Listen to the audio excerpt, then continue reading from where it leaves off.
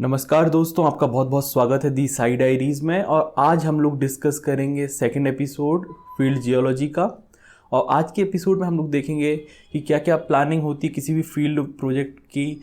उसके बाद हम लोग देखेंगे कि किस प्रकार से हम लोग किसी भी फील्ड को कंक्लूड कर सकते हैं। उसके लिए जो कुछ रिकमेंडेशंस हैं वो यहाँ पे हम लोग डिस्कस करेंगे। बेसिक फील्ड इक्विपमेंट्स के बारे में बात करेंगे और फिर हम लोग देखेंगे कि रिकनेसेंस हम लोग कैसे करेंगे, क्या क्या उसमें टास्क होंगे, और फिर हम लोग को फील्ड में आखिर काम करना क्या है, नोट्स को किस तरीके से वहाँ पे लेना है फील्ड में। और उसके बाद हम लोग देखेंगे कि सैंपल्स को कैसे कलेक्ट करना है, उनका नंबरिंग वगैरह कैसे करना है और उसे कैसे डिस्पैच करना है।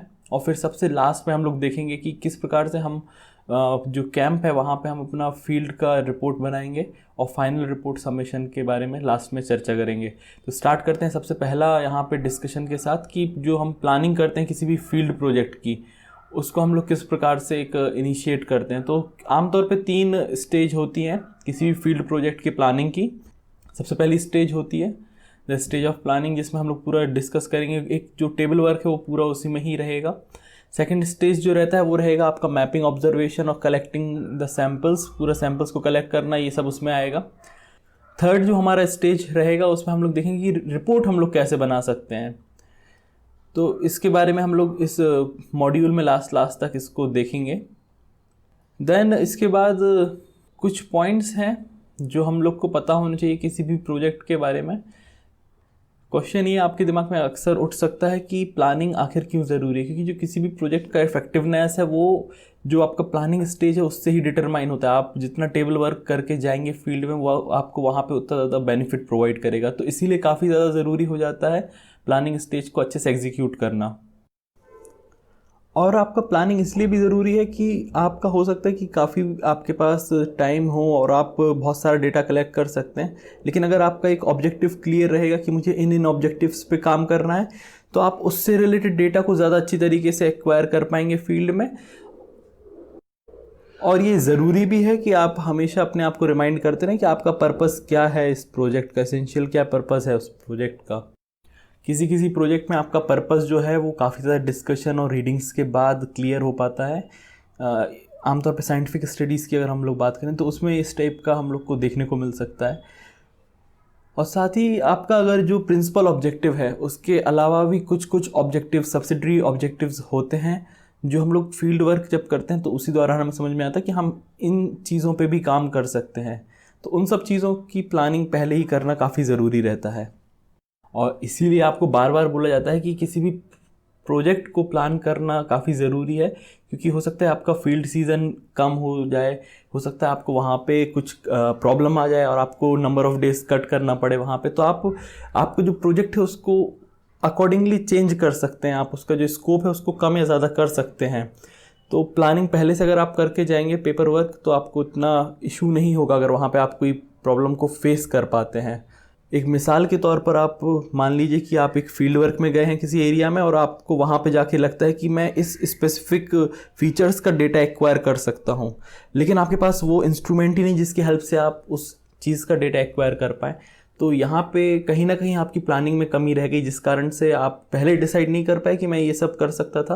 इसीलिए प्लानिंग काफ़ी ज़्यादा ज़रूरी है आपको फील्ड में जाने के पहले। तो कुछ रिकमेंडेशंस यहाँ पर आमतौर पर दिए जाते हैं किसी भी प्लानिंग को कंसिडर करने के लिए। तो यहाँ पे कुछ रिकमेंडेशंस हैं जिन्हें देखा जाना चाहिए प्लानिंग करते वक्त। जैसे सबसे पहला यहाँ पे बताया गया है कि आप सबसे पहले पता करें कि उस एरिया में किस किस ने काम किया है।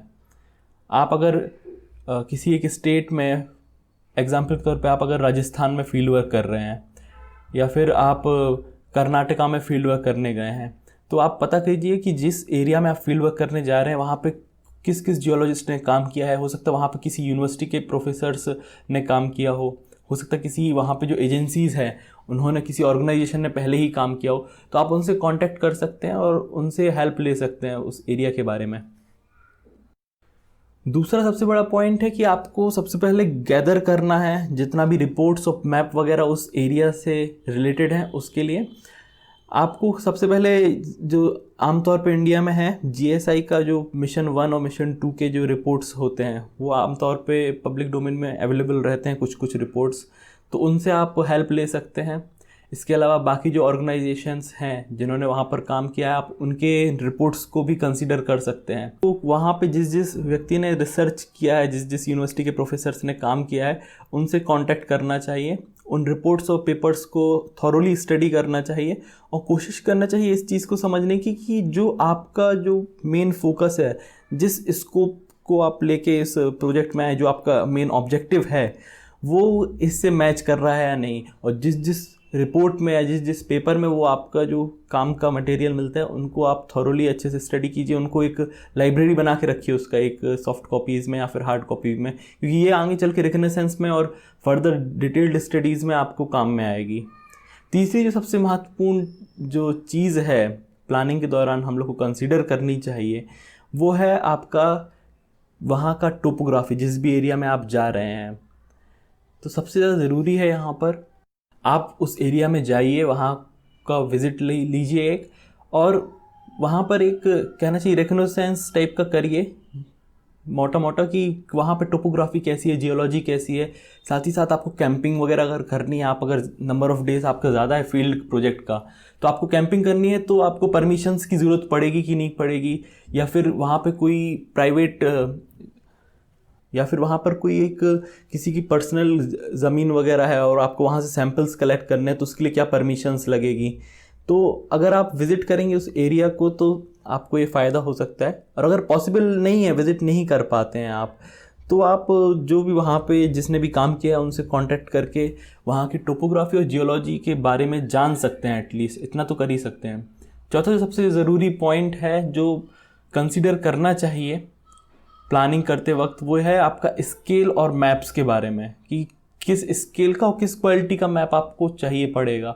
हो सकता है आपके पास कुछ सैटेलाइट डेटा भी हो, वो आपको वहाँ पे हेल्प करेगा। तो ये जो मैप का सिलेक्शन है, क्वालिटी ऑफ मैप, और आपका स्केल जो आपको जिस स्केल का मैप चाहिए है, ये डिपेंड करेगा आपके ऑब्जेक्टिव पे भी कहीं ना कहीं डिपेंड करेगा। तो इस चीज़ को भी आपको पॉइंट आउट करना चाहिए जब प्लानिंग कर रहे हो आप। पांचवा जो पॉइंट है वो है आपका कि आपको एक टाइम टेबल बना के देना होगा। आपका जो ऑफिसर्स रहेंगे या फिर आपके जो सीनियर्स हैं, या फिर अगर आप एक स्टूडेंट हैं और आप खुद ही कंडक्ट किए हैं ये फील्ड वर्क, तो आपको एक शेड्यूल प्रॉपरली तैयार करना चाहिए। साथ ही साथ फंडिंग्स, कितना आपको फंड कॉस्ट कितना लगेगा उस प्रोजेक्ट में, उसका भी एक हिसाब रखना चाहिए। और इसको आप कर सकते हैं कि वहाँ पर रॉक्स कैसा एक्सपोज है, साथ ही साथ एसेसिबिलिटी कैसी है। पता चला बहुत ही इंटीरियर में है कुछ एक्सपोजर्स, जहाँ पे जाने में काफ़ी समय लगता है कैंप से, और वापस कैंप पे आने में काफ़ी समय लगता है। तो आपको जो वहाँ पे शेड्यूल्स के जो नंबर ऑफ़ डेज़ हैं फील्ड वर्क के, वो कहीं ना कहीं इंक्रीज़ करना पड़ेगा। और आपको एक और फैक्टर का भी काफ़ी ज़्यादा ध्यान रखना पड़ता है, वो है वेदर का, कि वहाँ पे कैसा वेदर है। हो सकता है कि वहाँ पे आपका रेनी टेरेन हो और आपका रेन्स वगैरह ज़्यादा हो रहा है, तो उस केस में आपका जो शेड्यूल में नंबर ऑफ़ डेज़ बढ़ जाएंगे। तो इन सब चीज़ों का भी काफ़ी ज़्यादा ख्याल रखना पड़ेगा किसी भी एक फील्ड वर्क की प्लानिंग करते वक्त। छठवां जो पॉइंट है वो है आपका मैप्स और फोटोग्राफी से रिलेटेड। इसमें सबसे ज़्यादा ज़रूरी है, अगर आप टोपोशीट या फिर डिस्ट्रिक्ट रिसोर्स मैप्स, जिसे हम DRM भी बोलते हैं, उनकी हमको ज़रूरत पड़ती है। आप कहीं पे भी फील्ड वर्क करते हैं तो इनका आपके पास आ पाना, या फिर कहना चाहिए इनका डिलीवरी हो पाना, आपके जो इंस्टीट्यूट है या फिर ऑर्गेनाइजेशन है वहाँ पर काफ़ी ज़्यादा समय लग जाता है। और कई बार आपको जो इनके एजेंसीज़ है वहाँ पे जाके ही लेना पड़ता है। For example toposheet, survey of India से हम लोग को टोपोशीट लेना पड़ेगा। तो इसके लिए एक अलग से सेपरेट वीडियो भी बनाऊंगा मैं कि किस प्रकार से हम लोग सर्वे ऑफ इंडिया से टोपोशीट्स वगैरह ले सकते हैं। देन जो डिस्ट्रिक्ट रिसोर्स मैप होता है, या फिर जिसे हम जियोलॉजिकल मैप भी बोलते हैं, तो वो आपको जियोलॉजिकल सर्वे ऑफ इंडिया से लेना पड़ेगा। तो उसके लिए आपको प्रॉपर एक एप्लीकेशन देना होता है और फिर आप उस एरिया का डिस्ट्रिक्ट रिसोर्स मैप निकाल सकते हैं। तो आपको जिस भी एरिया में काम करना है तो वहाँ के जो मैप्स हैं इसका भी ख्याल रखना है। पता चला आपको नेक्स्ट वीक फील्ड पे जाना है और आपके पास ये मैप्स नहीं हैं, तो ये आपको ऑन टाइम डिलीवरी नहीं हो पाएगी। कई बार ये 15 से 20 दिन भी लग सकता है डिपेंडिंग ऑन द कंडीशंस। तो आपको कई बार ये हो सकता है कि टाइम काफ़ी ज़्यादा लग जाए इन मैप्स को आपके तक पहुँचने में, या फिर हो सकता है कि आपको खुद जाके वहाँ पे लेना पड़े, उन ऑफिसेस में जाके लेना पड़े। तो इन सब चीज़ों का भी ख्याल रखना ज़रूरी रहता है प्लानिंग करते वक्त। सातवां और जो आखिरी पॉइंट है जो कंसिडर किया जाना चाहिए प्लानिंग के समय, वो है आपका जियोलॉजिक नॉलेज से रिलेटेड। ये इसीलिए ज़रूरी है कि आप जिस भी एरिया में जा रहे हैं वहाँ का जो बेसिक्स है, अगर आप जियोलॉजिकल मैपिंग के लिए जा रहे हैं तो आपको स्ट्रक्चरल डेटा का एक्वायर करना पड़ेगा, वहाँ पे लिथोलॉजिकल कॉन्टेक्स्ट को बताना पड़ेगा। तो आपको बेसिक जो पेट्रोलॉजी है उसको रिवाइज करते रहना पड़ेगा, साथ ही साथ स्ट्रक्चरल डेटास को कैसे एक्वायर करते हैं ये सब चीज़ें देखना पड़ेगा बेसिक्स। और उस एरिया की जियोलॉजी भी बार बार पढ़ते रहना चाहिए। अगर आप किसी भी फील्ड प्रोजेक्ट के लिए जा रहे हैं तो ये 7 कहना चाहिए रिकमेंडेशंस हैं जो प्लानिंग करते वक्त कंसिडर किए जाने चाहिए आमतौर पे। बात करें हम लोग फील्ड इक्विपमेंट्स की, क्योंकि अब यहाँ पे फील्ड इक्विपमेंट्स को हम लोग डिस्कस करेंगे, इसके बाद से रिकग्निसेंस ऑफ क्या क्या फील्ड में करना है वो हम लोग डिस्कस करेंगे। तो फील्ड में जाने के पहले ये एक इम्पॉर्टेंट चीज़ है, फील्ड इक्विपमेंट्स का कलेक्शन करना, पूरा इनको प्रॉपरली सही कंडीशन में लेके जाना फील्ड साइट तक। तो यहाँ पे जो लिस्ट दी गई है ये, इसमें और आइटम्स भी आप ऐड कर सकते हैं, कुछ कुछ आइटम्स इसमें मेंशन नहीं है जो आप अपनी रिक्वायरमेंट के हिसाब से बढ़ा और घटा सकते हैं इसमें। तो सबसे पहले जैसे बताया गया एडेसिव टेप्स फॉर लेबलिंग। कई बार आप सैंपल कलेक्ट करते हैं तो उसमें लेबल करने के लिए आप जनरली 2-3 तरीके होते हैं। जैसे सबसे ईजीएस्ट वे है कि आप उस पर टेप लगा दें, एडेसिव टेप्स जो होते हैं, और उसके ऊपर आप लिख सकते हैं, उसकी हेल्प से आप कर सकते हैं। या फिर किसी आउटक्रॉप में आप गए हैं, वहाँ पे आपको किसी आउटक्रॉप का फ़ोटो खींचना है, तो आमतौर पे जनरली होता क्या है कि हम लोग को आउटक्रॉप पे एक डायरेक्शन देना चाहिए एज अगर आप देखेंगे किसी भी इंटरनेशनल जर्नल्स वगैरह में देखेंगे तो कोई भी आउटक्रॉप का अगर आपको फोटोग्राफ मिलेगा तो वहाँ पे डायरेक्शन मेंशन होता है, साथ ही साथ लेट लॉन्ग भी दिया रहता है, और जो स्केल हम लोग चूज़ करते हैं वो स्टैंडर्ड स्केल का वहाँ पे यूज़ होता है, ताकि आप उसको एज किसी एक स्टैंडर्ड चीज़ के कंपेयर में बता पाएँ कि ये इतना बड़ा या छोटा है आपका आउटक्रॉप। तो एडेसिव टेप पे आप लिख के वहाँ पे लेबल कर सकते हैं। एडेसिव टेप इसीलिए ज़रूरी होता है। इसके अलावा कुछ अगर एरियल फोटोग्राफ्स वगैरह हैं तो अच्छी बात, नहीं तो सैटेलाइट डेटा आप इजीली अवेलेबल है, वो आपको लेके जाना चाहिए। सैटेलाइट डेटा ये काफ़ी ज़रूरी है। आप मोबाइल में भी इवन इसका सॉफ्ट कॉपी रख सकते हैं सैटेलाइट डेटा का, अगर आपके पास IMG फॉर्मेट में है आपका, JPG फॉर्मेट में है अगर, तो आप उसको रख सकते हैं सैटेलाइट डेटा का। इसके अलावा एरियल फोटोग्राफ्स अगर हैं तो अच्छी बात है, नहीं तो सैटेलाइट डेटा इजीली अवेलेबल है, तो वो आपके पास होना चाहिए फील्ड में जाने के पहले। बेस मैप्स होने चाहिए। कई बार हम लोग टोपोशीट को as a base map use कर लेते हैं, तो बेस मैप होना चाहिए आपके पास, और इसके लिए अलग से एक सेपरेट वीडियो में बताया जाएगा कि कैसे हम लोग एक्वायर करते हैं। कहीं से भी आपको अगर बेस मैप लेना है सर्वे ऑफ इंडिया से तो उसकी क्या प्रोसीजर होती है, तो उसके बारे में हम लोग एक डिटेल्ड वीडियो बनाएंगे। उसके अलावा आपको कैमरा और उसकी एसेसरीज़ को लेके जाना ज़रूरी है। कैमरा अच्छी क्वालिटी का अगर रहता है तो सही है, अदरवाइज़ मोबाइल से आजकल आप खींच सकते हैं, काफ़ी सही रहता है। कोशिश करें अगर एक ट्राइपॉड स्टैंड आपके साथ हो तो सही रहेगा। ट्राइपॉड स्टैंड कई बार स्टेबिलिटी का प्रॉब्लम रहता है, तो अगर कई बार ज़रूरत पड़ सकता है ट्राइपॉड स्टैंड का, अगर आप वहाँ पे एक फ़ोटो खींच रहे हैं, फिर किसी अच्छा आउटक्रॉप का आप वीडियो वगैरह बना रहे हैं, तो उस केस में ट्राइपॉड स्टैंड हेल्प करेगा। गोप्रो के कैमराज अगर आप बहुत ज़्यादा एक्सपेंस कर सकते हैं तो गोप्रो के कैमराज काफ़ी सही होते हैं फील्ड वर्क के लिए कहना चाहिए। देन केमिकल्स कुछ रिक्वायर होते हैं, स्टेनिंग वगैरह अगर आपको करना है, किसी भी सैम्पल का स्टेनिंग करना है। इवन सबसे सिंपल जो केमिकल HCl, डाइल्यूट HCl, यहाँ पे मेंशन भी है लिस्ट में। डाइल्यूट HCl का ज़रूरत पड़ता है हम लोग को फील्ड में कार्बोनेट पहचानने के लिए। देन चीसल एक होना चाहिए, और अगर आप चीसल हैंडेड हैमर लेते हैं, चीजल एंडेड हैमर लेते हैं तो वो भी सफिशिएंट रहेगा। कलर पेंसिल्स और कलर टेप्स का ज़रूरत पड़ेगा। कलर पेंसिल्स कई बार स्केचेस बनाने होते हैं, आपको किसी भी फॉर्मेशंस अगर आपको इवन दो दिख रहे हैं तो आप अलग अलग कलर कोडिंग देके उसको दिखा सकते हैं।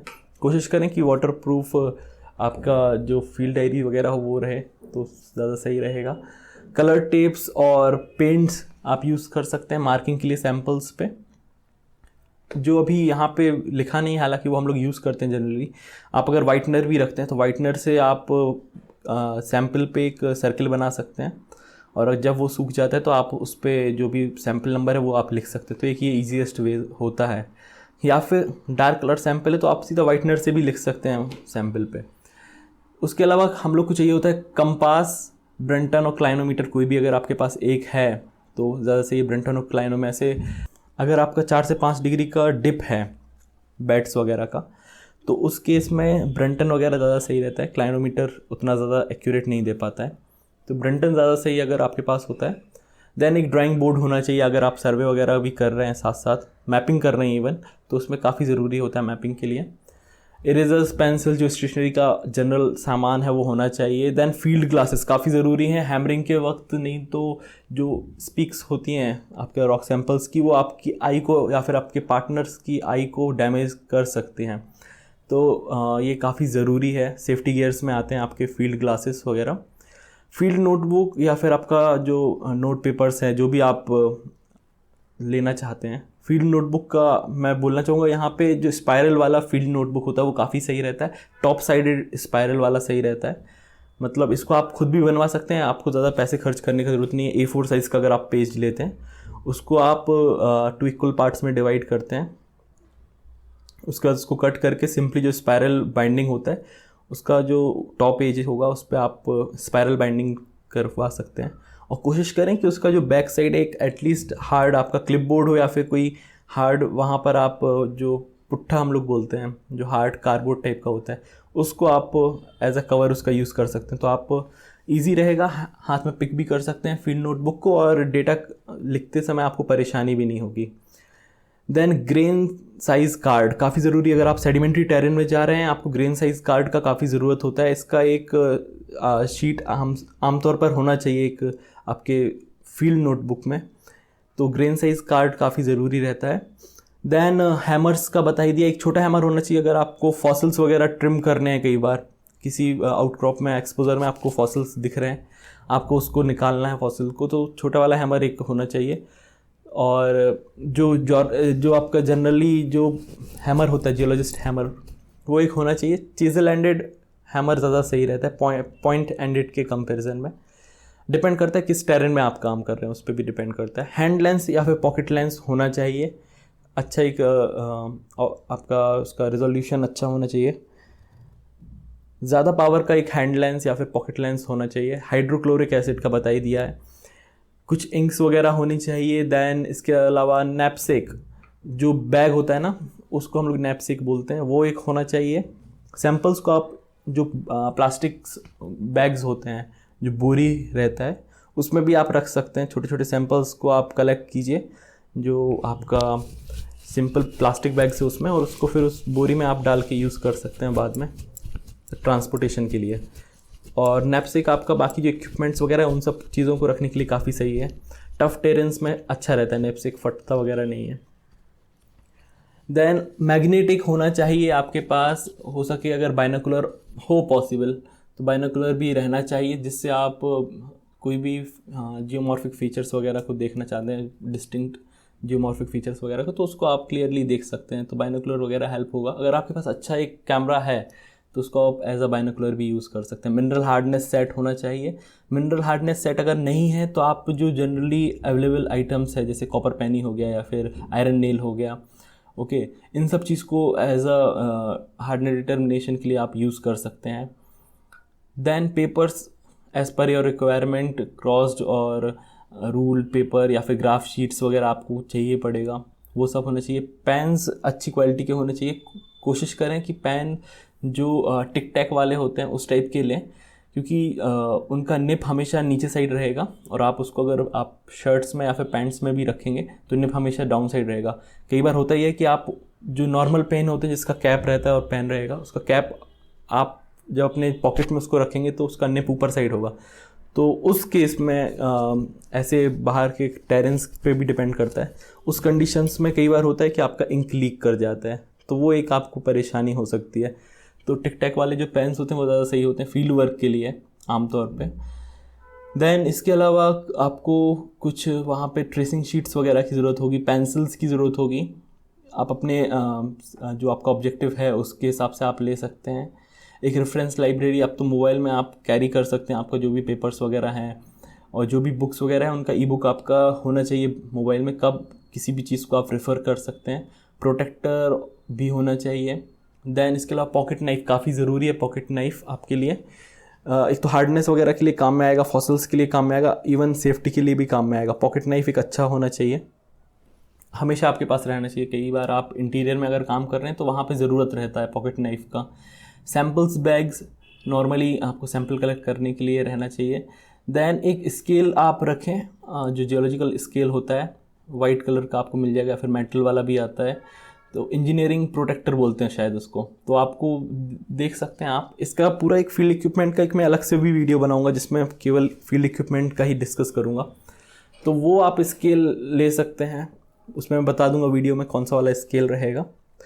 देन एक आपका फर्स्ट एड किट होना चाहिए। यहाँ पे हालांकि स्नेक बाइट किट करके लिखा है, फर्स्ट एड किट होना चाहिए जिसमें आपको कोई भी इमरजेंसी के केस में आप उसको यूज़ कर सकें, और अच्छे से आपको नॉलेज भी होना चाहिए फर्स्ट एड किट का। तो ये कुछ चीज़ें हैं। साथ ही साथ टेबल, आपको कुछ मैथमेटिकल टेबल्स वगैरह जो चाहिए पड़ेंगी, साइन टू टेन कन्वर्जन्स वगैरह की जो टेबल्स हैं ब्रंटन के पीछे भी दी रहती हैं, अगर आप ध्यान से देखें कुछ टेबल्स, तो वो सब टेबल्स भी काम में आएंगी आपके लिए। और वॉच और ये ट्रेसिंग शीट्स वगैरह, आपको ये जनरल कॉमन सेंस वाली बातें हैं, ये जो आपके पास होनी चाहिए। इसके अलावा एक और चीज़ मेंशन करूँगा, जो आईब्रो प्लकर होता है, जो गर्ल्स यूज़ करती हैं आईब्रो प्लकर, उस टाइप का एक प्लकर आप रख सकते हैं अपने पास। कई बार अगर आपका कांटे वगैरह फंस जाते हैं जूते में, तो या फिर जो एक आप फील्ड में जाएंगे आप देखेंगे कुछ कहना चाहिए फूल टाइप के रहते हैं, छोटे छोटे से कांटे कांटे वाले फूल, तो वो आपके लेजेस में फंस जाते हैं शूज़ के, तो उनको निकालने के लिए वो प्लकर काफ़ी ईजीली कहना चाहिए सबसे बढ़िया रहते हैं। तो प्लकर एक होना चाहिए आपके पास। देन कुछ स्नैक्स हमेशा फील्ड वर्क के टाइम पे होना चाहिए। बॉटल कम से कम 2 लीटर आपके पास पानी होना चाहिए, 2 से 3 लीटर पानी होना चाहिए फील्ड के दौरान। और स्नैक्स के लिए आप रख सकते हैं जो भी सबसे सही जो रहता है आपका ग्लूकोज सबसे सही रहता है, या फिर ग्लूकोज का कुछ टैबलेट्स भी आता है, वो आपके पास होना चाहिए। फर्स्ट एड किट में आपके पास जो बेसिक्स टैबलेट हैं इमरजेंसी के लिए जो चाहिए होती हैं वो सब रहनी चाहिए। एक आप कहना चाहिए जो स्प्रे होता है मूव, या फिर किसी भी पेन के लिए जो यूज़ करते हैं हम लोग, बैक पेन वगैरह अगर हो रहा है या फिर पैर मौज गया है तो उस केस में जो आप स्प्रे वगैरह यूज़ करते हैं वो होना चाहिए। और कोशिश करें कि जो आपका अटायर रहता है फील्ड वर्क का वो फील्ड ओरिएंटेड हो तो ज़्यादा सही है। पैंट्स और जो आपका एक जर्सी भी आता है डेकाथलॉन वगैरह में आपको इजीली मिल जाएगा, वो एक ज़रूरी चीज़ है। हैट अच्छे से होना चाहिए, देन फेस कवर करने के लिए होना चाहिए आपको। तो ये सब कुछ चीज़ें हैं जो ज़रूरी हैं, बेसिक फील्ड इक्विपमेंट्स हैं जो आमतौर पे होने चाहिए।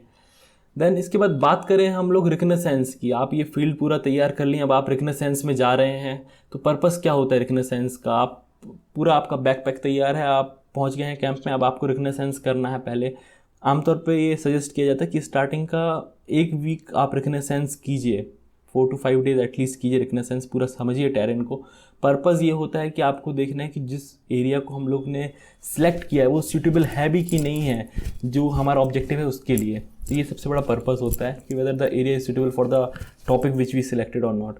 तो ये एक हमारा पर्पज़ होता है। दूसरा पर्पज़ होता है कि आपको जो फील्ड वर्क करेंगे उसमें कितना टाइम लगेगा और फंड्स का कितना ज़रूरत पड़ेगा, ये आप रिकनेसेंस करने के बाद एक ओवरऑल आइडिया ले सकते हैं। तो ये 2 मेन पर्पसेस होते हैं किसी भी रिकनेसेंस के।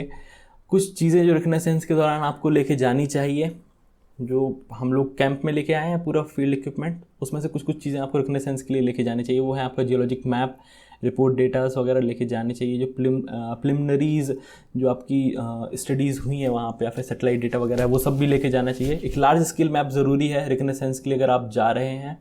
और आपका जो टास्क होता है रिकनेसेंस में, वो टास्क मेनली आपका होता है कि वहाँ का जियोलॉजी क्या है उसको समझना, उसकी टेरेन को एवेल्यूएट करना कि भाई टेरेन है कैसी, वहाँ की एसेसिबिलिटी कैसी, कहाँ पे गाड़ी जा सकती है, कहाँ पे गाड़ी नहीं जा सकती है, आपको कितना पैदल चलना पड़ेगा। ये सब चीज़ें अल्टीमेटली आपको टाइम ऑफ फंड्स को डिटरमाइन करेंगी। देन आपको वहाँ पे एज सिक्वेंसेस कैसा कैसा है, फॉर्मेशंस कौन कौन से मिल रहे हैं, कोई फॉसिल मिल भी रहा है कि नहीं मिल रहा, माइक्रो फॉसिल्स मिल रहे हैं कि नहीं मिल रहे हैं, कॉन्टेक्ट्स कैसे वहाँ पे एक्सपोज हैं, किस स्केल पे हम लोग मैप कर सकते हैं। इन सब चीज़ों को आपको वहाँ पे ध्यान से देखना होगा रिकनेसेंस के दौरान। इसलिए बोला जाता है कि 4 से 5 दिन आपको रिकनेसेंस में देना चाहिए। कैंपिंग आपको वहाँ पे करना है कि नहीं करना है, पता चला आपका बेस कैंप बहुत दूर है, 4 से 5 घंटे आपको आने जाने में लग रहे हैं, तो ये बेकार है, वहाँ पे आपका टाइम वेस्ट हो रहा है। तो आपको वहाँ पे फील्ड एरिया के पास कैंपिंग करना पड़ेगा। तो इन सब चीज़ों को आपको ध्यान रखना पड़ेगा रिकनेसेंस के दौरान।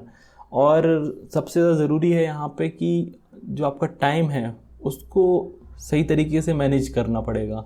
बात करें प्रिपरेशन की कि क्या फील्ड वर्क के लिए हम लोग को प्रिपरेशन करनी चाहिए। आपने रिकनेसेंस कर लिया है, आप बेस कैंप पे आ गए हैं, अब आपको फील्ड वर्क का प्रिपरेशन करना है। तो after doing the reconnaissance you have to read the literature. Reconnaissance कर लिया, ओवरऑल आइडिया आ गया उस पूरा एरिया का, अब आप लिटरेचर को फिर से पढ़िए और आपको अब और इंटरेस्ट आएगा उसको, आपको स्ट्रक्चर्स को समझने में हेल्प होगी क्योंकि आप उन सब चीज़ों को पिछले 4-5 दिनों में देख चुके हैं। अब आपको करना क्या है कि पॉइंट आउट करना है कि कौन कौन सी चीज़ें आप यहाँ पे स्टडी कर सकते हैं आपके ऑब्जेक्टिव को फुलफ़िल करने के लिए। तो उन सब चीज़ों को पिक करना होगा आपको, और साथ ही साथ आपको ये भी डिसाइड करना है कि यहाँ पे इन फील्ड इक्विपमेंट्स का हम लोग को ज़रूरत पड़ेगा। और यहाँ पे 2 चीज़ें मैं बोलना चाहूँगा कि फील्ड में जाने के पहले आपको एक तो बेसिक फील्ड इक्विपमेंट जो हम लोग ने अभी पीछे डिस्कस किया वो होना चाहिए, साथ ही साथ कुछ बेसिक इक्विपमेंट्स का फंक्शनिंग पता होना चाहिए, उनका लर्निंग आपको होना चाहिए। ये जो लर्निंग वाला फैक्टर है ये हम लोग नेक्स्ट एपिसोड्स में कवर करेंगे। तो आपको ये 2 चीज़ें होनी चाहिए फील्ड में जाने के पहले। देन एक और चीज़ है, फील्ड में जाने के पहले आपको मैग्नेटिक डिक्लिनेशन पता होना चाहिए उस एरिया का। तो आमतौर पे आपका जो टोपो शीट होता है या फिर आपका जो भी मैप आपके पास यूज़ कर रहे हैं या फिर आपने रिपोर्ट्स यूज़ किए तो उसमें आमतौर पे मेंशन होता है मैग्नेटिक डिक्लिनेशन। साथ ही ये भी लिखा रहता है कि किस दर से ये हर एक साल में चेंज होगा, तो उसको आप चेक कर लीजिए। मैग्नेटिक डिक्लिनेशन को आपको ब्रंटन पे भी सेट करना पड़ता है। ये सब हम लोग डिस्कस करेंगे अपकमिंग एपिसोड्स में, देखेंगे कैसे हम लोग ब्रंटन को सेट करेंगे मैग्नेटिक डिक्लिनेशंस के लिए। देन फील्ड में जाने के पहले परमिशंस की और एडिशनल किसी पर्सन की ज़रूरत पड़ सकती है आपको, क्योंकि आप रिकनेसेंस कर चुके हैं, आपको पता है वहाँ पे कौन कौन सा एरिया किस के अंडर आता है, तो आपको परमिशंस चाहिए पड़ेंगी कुछ कुछ। साथ ही साथ अगर मान लीजिए आप इंटीरियर में जा रहे हैं, वहाँ पे लैंग्वेज का प्रॉब्लम है, तो उस केस में आपको किसी एक एडिशनल पर्सन की ज़रूरत पड़ सकती है। और मैं रिकमेंड करूँगा, ये ज़रूरी भी है, आपको एक उस लोकल एरिया का एक किसी इंसान को अपने साथ रखना चाहिए, क्योंकि आपको पता नहीं आगे क्या हो सकता है। वहाँ पे हो सकता है कोई गांव वाले आ जाएं, आपको वहाँ पे धमकाने लगें। तो इन सब टाइप की प्रैक्टिकल चीज़ें होती हैं आमतौर पे फील्ड वर्क के दौरान, तो एक लोकल पर्सन को आप रख सकते हैं अपने साथ। देन बेस मैप आपको अच्छे से स्टडी करना होगा, उसका एरिया और जो स्केल है उसको समझना होगा कि किस स्केल पे हम लोग काम करेंगे आगे चल के। बात करें फील्ड की कि क्या काम हम लोग को फील्ड में करना पड़ेगा, अभी हम लोग देख चुके हैं प्रिपरेशन करना, फील्ड के लिए क्या क्या प्रिपेयर करना है हम लोग को। फील्ड में अभी गए नहीं थे, अब हम लोग फील्ड में आ गए हैं। अब फील्ड में हम लोग को काम क्या करना है, अभी जल्दी से एक बार रिव्यू मारते हैं हम लोग क्या क्या देख चुके हैं यहाँ पे। हम लोग ने सबसे पहले देखा कि प्लानिंग करते हैं हम लोग। देन प्लानिंग के बाद हम लोग ने देखा कि प्लानिंग में ही 3 चीज़ें हैं, एक तो आपका टेबल प्लान जो आप कर रहे हैं वो, मैपिंग, ऑब्जर्विंग और कलेक्टिंग, और फिर थर्ड रहेगा आपका रिपोर्ट राइटिंग। इन 3 चीज़ों का प्लानिंग करना, 3 स्टेजेस हैं आमतौर पे। कुछ पॉइंट्स का देखा कि क्या क्या रिकमेंडेड रहता है प्लानिंग के दौरान कंसीडर करने के लिए, बेसिक फील्ड इक्विपमेंट क्या क्या ज़रूरी है हमारे लिए, और उसके बाद हम लोग रिकनेसेंस करने चले गए थे। रिकनेसेंस के टास्क हम लोग को बताए गए थे कि ये आपके टास्क हैं, इन चीज़ों को आपको ध्यान में रखना है। फिर रिकनेसेंस करके हम लोग आए बेस कैंप पे। अब हम लोग को फील्ड के लिए तैयार होना है, प्रॉपर फील्ड के लिए, और उसके लिए हम लोग को क्या क्या ज़रूरत है उन चीज़ों की हमने अभी जस्ट डिस्कस किया। और अब हम लोग फील्ड पहुंच गए हैं। फील्ड में हमारा क्या काम है, फील्ड में हमारा काम रहेगा मेनली उस एरिया की, उस टेरेन का जियोलॉजी को समझना, उसके बारे में ऑब्जर्वेशंस लेना।